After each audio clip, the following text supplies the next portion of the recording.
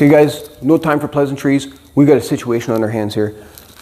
We have a Honda Snowblower that will not start. I know it's a rarity, it's a rare condition, but we have to work fast.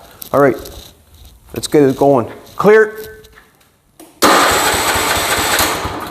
Oh no, what's going on?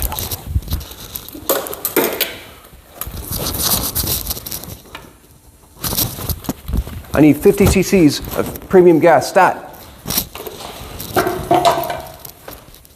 Thank you.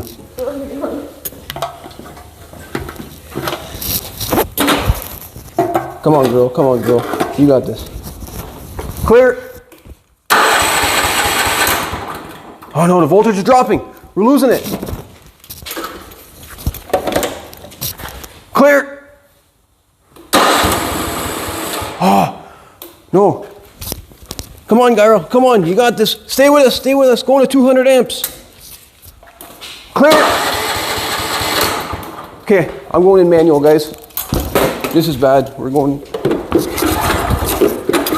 Come on, girl. Come on. Stay with us. Don't go to the scrapyard. Don't go. No. No. It's gone. No.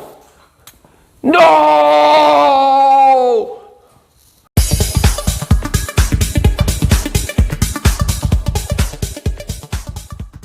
Hey guys, welcome to the shop. For the record, I don't think this Honda is dead, and I really hope you guys enjoyed the intro. I thought I'd do something a little bit different this time, but a little bit of a background behind what this guy is. This is a Honda HS 928. These are normally very good engines and very good snowblowers for that matter, and this one belongs to Peter. Peter's went from a Yamaha to a Honda. If you guys remember, around this time last year, I guess, I wasn't able to fix his Yamaha snowblower because I believe that was a YS 828. I don't remember. I'll have to check that out. But his carburetor was completely done for, and it just kept leaking into the crankcase. And unfortunately, that model, at least in Canada, they no longer make a carburetor for it. It's available in the States, but here in Canada, the carburetor is different. It did not fit on that unit. I had a couple of guys out there try and help me out, and I thank you for that, but unfortunately, I was never able to get that guy running. So he went out and he got this guy. So this one's actually pretty cool because it's got an electronic chute. So it's electric up and down with a nice little gear, or like a little joystick here. And I think it just needs a good old tune-up, which is why at this point it won't start. So, well, let's get right into it, and we're going to start by removing the spark plug. We're going to check for some spark, and then you know, go from there. I gotta admit, guys, it's kind of nice to have the right tools to do the job. You know, being able to raise it up to my height. I don't have to bend down, break my back. If you guys can get one of these lifts, they're kind of cool. So let's see what we have for spark plug here. Okay, so it's just a regular BPR 5ES. I'm going to double check the book or the parts diagram, make sure that they are the correct plug, for example. But just for fun here, let's make sure. I noticed that the top here of the plug is a little bit loose, so I'm going to tighten that up right now. Just a little bit of a tweak here. There you go. That just prevents it from getting loose and wearing out that plug. Now, the nice part about this snowblower is it does, as you saw in the intro, it does have a battery and electric start. So that's kind of nice because when you kind of do this stuff where you have to check for spark, this is going to be awkward. Now, hopefully you guys can see this. We have very good spark. So that's good. And I also like to use spark tester. So we know this is a good plug. And you know it's a good plug. I'm going to try and make sure you guys see that in the footage, but when it sparks nice and blue in between the electrode here of the plug, you know it's good. If it starts to spark like orangish yellow, it's not a good spark, it's weak, and it usually, believe it or not, it will actually blow out under compression, so it won't be good enough. So the other thing I'm going to do is check the coil, essentially, because the gap between, because the gap between this tester is a little bit bigger and further away than the gap on the plug. If your coil is good, it'll jump it. If it's weak, it will not. So let's double check that here. Let's maybe turn the lights off so we can see it better. Beautiful spark there. Cool. So we know that's all good, and I'm happy with this plug. Before removing the carburetor, I want to just remove this little snow guard, I guess you want to call it. And I want to look at the, take a sample from the fuel bowl. Because sometimes, being it is a snowblower and snow turns into water. And if you're trying to, let's say, fill up the tank of fuel and you got some snow blowing around, it sometimes just gets into that fuel tank and you just can't prevent it all. And then throughout the summertime, it sits in the bottom of the bowl, and it doesn't take much because the fuel, the main jet is right at the bottom here, and you get a little bit of water in there and it just will not suck it up because it's heavier in gas, right? So just take a quick little sample here, make sure that we're good, and if it's good, we'll move on to the next item. We may have found the culprit, guys. Look at that. Right at the bottom of this bowl here, you can see the heavy water, and this bowl was clean too, so there's a little bit of dirt in there, but that could be just from around that carburetor that just fell in when I was messing around. But yeah, you can see it moving around. Kind of cool actually, but not cool because you don't want that in your fuel system. So I'm going to drain a little bit more, and I'm going to add some fresh fuel to this and see if it goes. Oh man, guys, if there's one thing I don't like doing lately, it's wasting gas. This is like liquid gold coming out of the tank right now. But I mean, you need it. You need clean gas without water. So we're gonna drain a little bit, and I'm sure that all of it will be gone. And I'm sure she's gonna run just fine. She's not gonna go to the scrapyard. Before going too far, let's make sure we have some oil in this engine here. And this one does not have a dipstick. Huh. Okay. But with a light, okay, it's sitting right near the edge of the threads here, so doesn't look too bad. But you know what? This thing only holds about 1 liter of oil, and I would feel more comfortable replacing the oil for Peter for the extra few bucks, and making sure that he's got a good clean engine oil for the rest of the winter. So let's drain that out, and while that's draining, we're going to take a look at the rest of the stuff. Okay, so I've made this little contraption here using some cardboard because, yeah, the little spout that they give you, well, it doesn't really go far enough past the track to make sure you don't make a mess. And if you've seen my videos before, I make a mess every time. I'm really going to try and avoid it this time again. And since we're on the topic of tracks, comment down below what do you think of tracks on a snowblower. In my opinion, I don't think it's necessary. I think they're actually kind of a nuisance, because when they break down and you want to drag them back into the garage, it's exactly what you're doing, is you're dragging it back into the garage.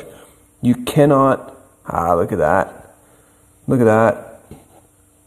No mess. I might be jinxing myself here. Maybe not. Hopefully not. Yeah, at least if it's on wheels, you can throw it in neutral and wheel it out.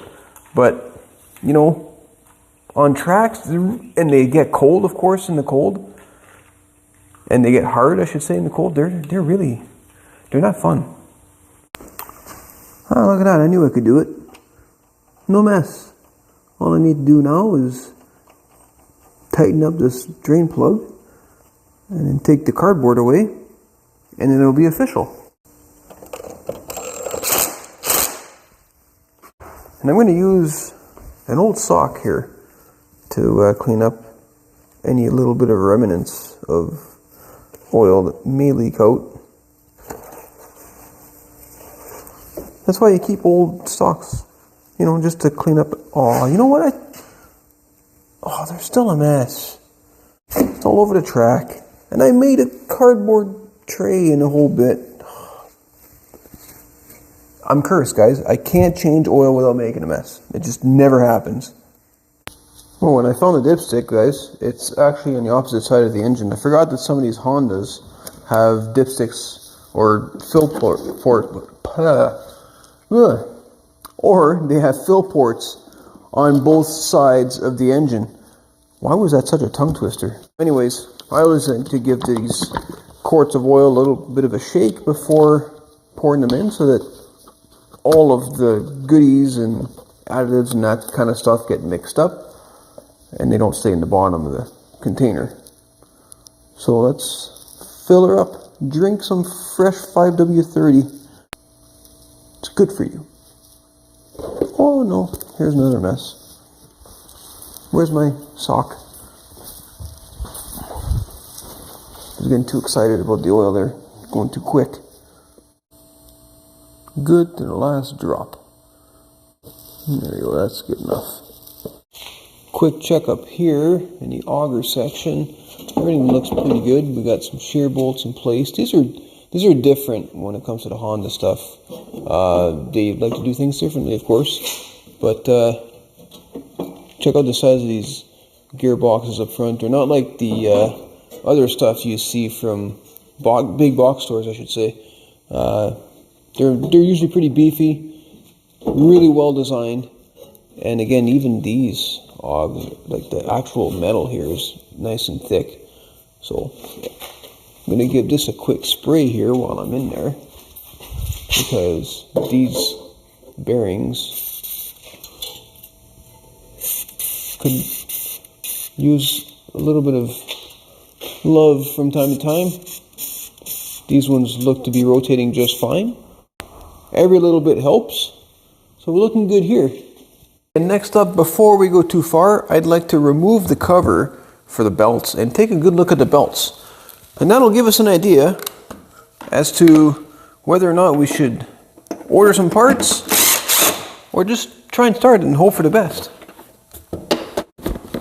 Okay, well, I guess we're going to disconnect this light.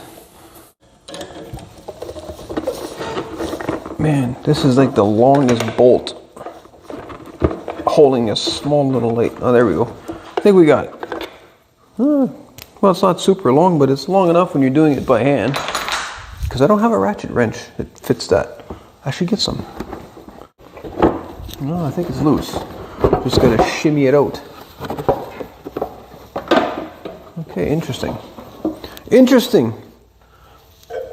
Look at all of the awesomeness going in here. Oh, and I already see a problem. Take a look at what is going on underneath that cover, guys. There's a lot going on in here. And I mean, like I was saying earlier, this thing's got a joystick to control the chute. And part of all this contraption is for exactly that. So we've got a motor with a servo controlling one of the directions of the chute. And we got another one down here controlling the side to side. We got some fuses, I'm assuming. I think that's what that would be.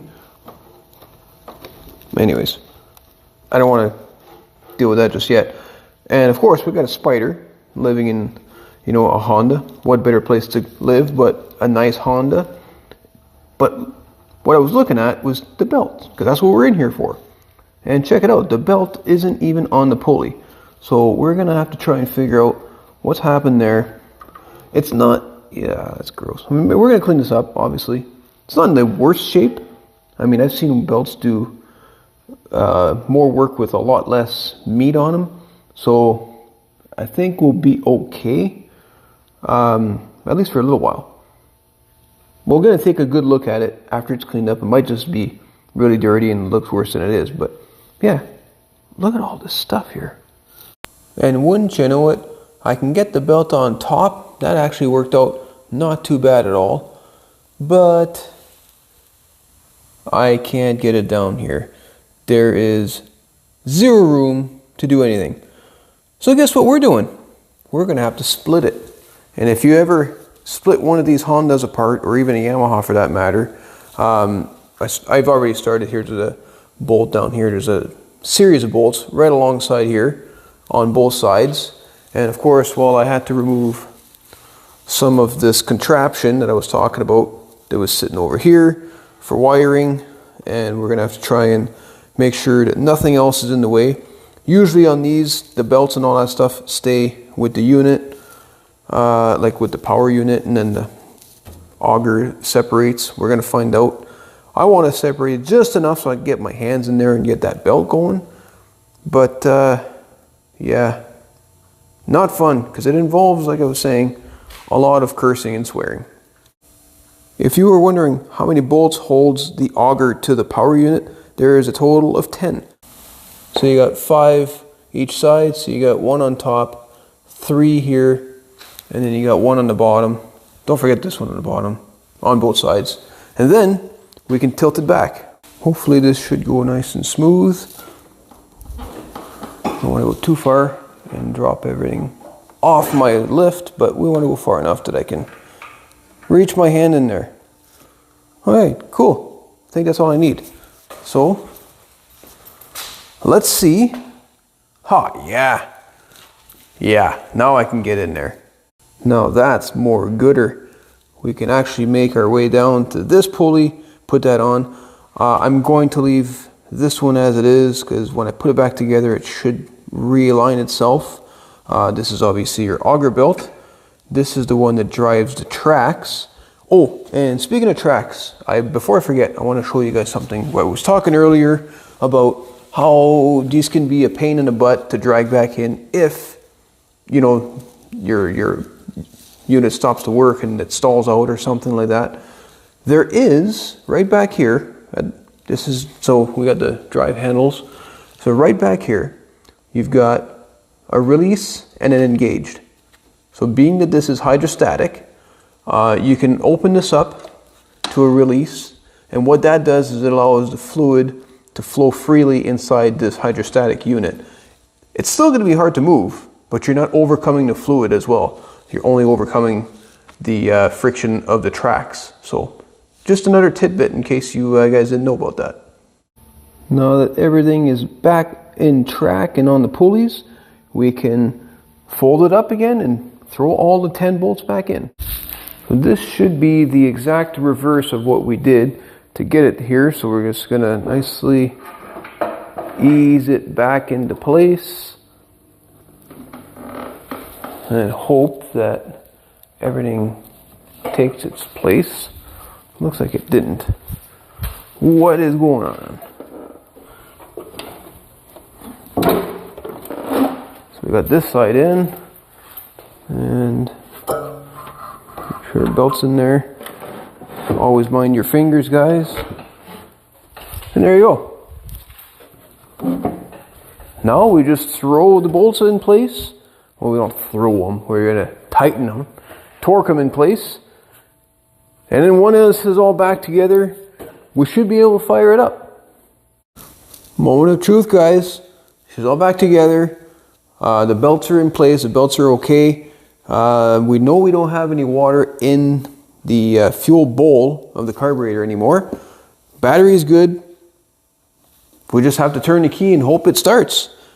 And if it does, great. If it doesn't, I guess we're pulling a carburetor, because we know we have spark. That's the other thing we know we have. So let's go full choke here and on to start.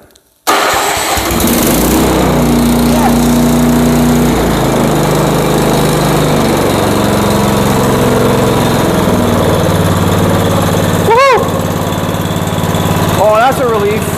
And our light works as well, which is kind of nice.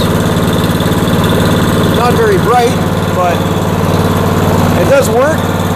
So now, what about the chute?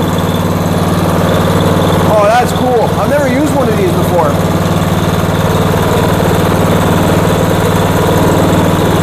That's awesome.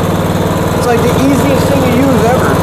It's like playing a video game, but in the cold. So that's awesome. Now, what about the auger?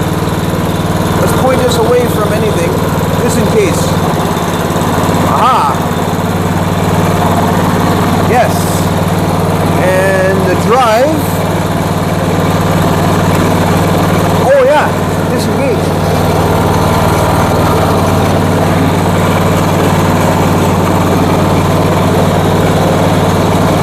Hey, look at that! It moves! Awesome. Very awesome. I'm very happy. So there's only one thing left to do, guys, and that is to do the thing I do with every snowblower, for that matter, and that's to give it some penetrating oil treatment. So I'm going to go ahead and spray all the nooks and crannies, all the linkages, all the cables, and that way there, and when the cold comes and the winter hits, all of these are going to be nice and free to move, even though they have ice or snow on them. So let's do that.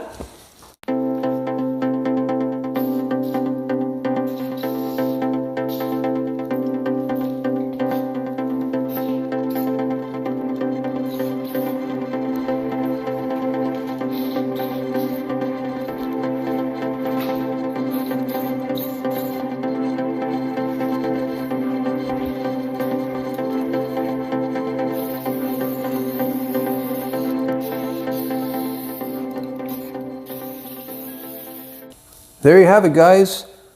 A running snowblower. I managed to save this one from the scrapyard. I think Peter will be very happy because, like I said earlier in the video, his first one, his Yamaha, I wasn't able to save, and I still feel very terrible about that. But anyways, this one runs really good. It's got all the bells and whistles that a snowblower could ever need. I really like this joystick thing. It's super cool. But anyways, guys, until next time, go dust off your wrenches, go fix something, and be careful out there.